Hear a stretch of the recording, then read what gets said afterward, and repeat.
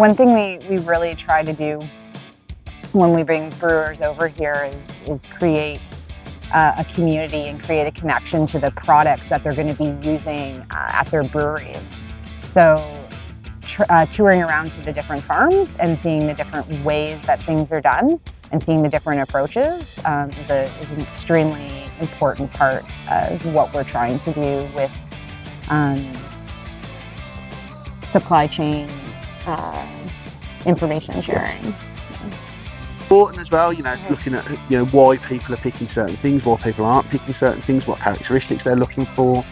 So that's really useful information as well. And just also, I think, being able to see the relationships that Paul Corbett has managed to create over the last 20 years of working with these growers is incredible. And these guys get to see that, and we're treated like family. We eat with them, we eat with their family, we sit down together, and we're given everything really put on a plate for us, and it is incredible.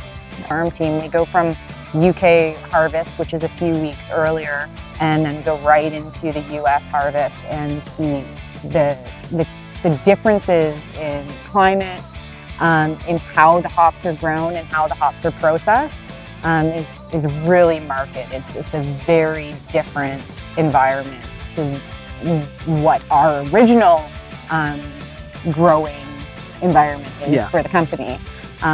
So whereas you've got wet environment generally most of the time, wet and cold over in the UK.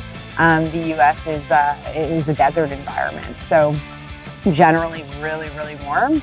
It wasn't as warm this year, but generally really warm, and it requires irrigation. They don't get enough rainfall, whereas I would say in the UK we have the problem of too much rainfall. Maybe a bit. Yeah, just a little bit.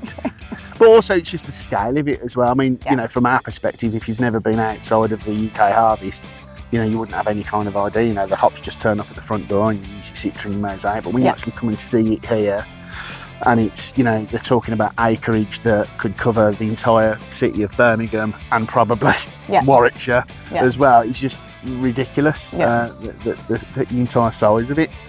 So that gives you a completely different perspective, just how advanced everything is here, and just how big the industry is overall. Yeah. The trip has many purposes. So hop selection is number one, but we do use it as an educational tool. So to create connections between the brewers, the hops, the farms is really important. The relationships within the group that we try to foster. So we bring over a group of brewers from the UK and we travel together for the whole week.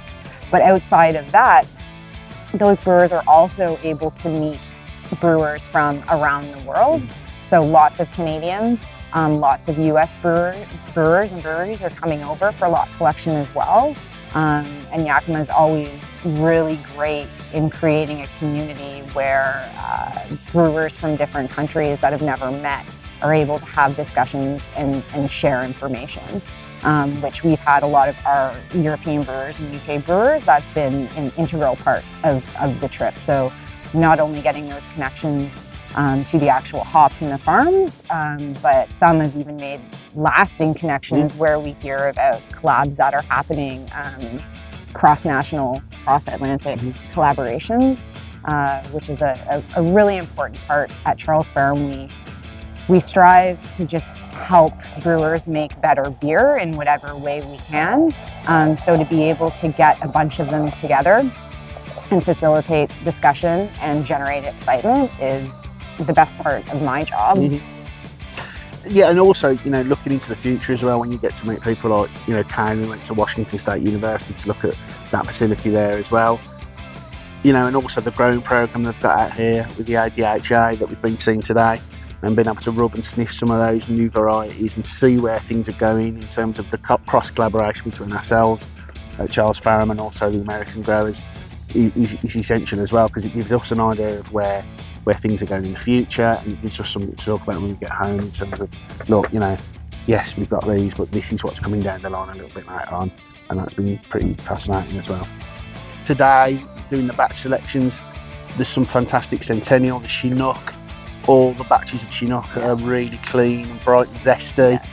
I had some standout Amarillo. Yeah. Standout Amarillo. We had multiple batches that could have topped brewers' list in a different year. But every batch of our Amarillo that was coming out this year was just phenomenal. Yeah.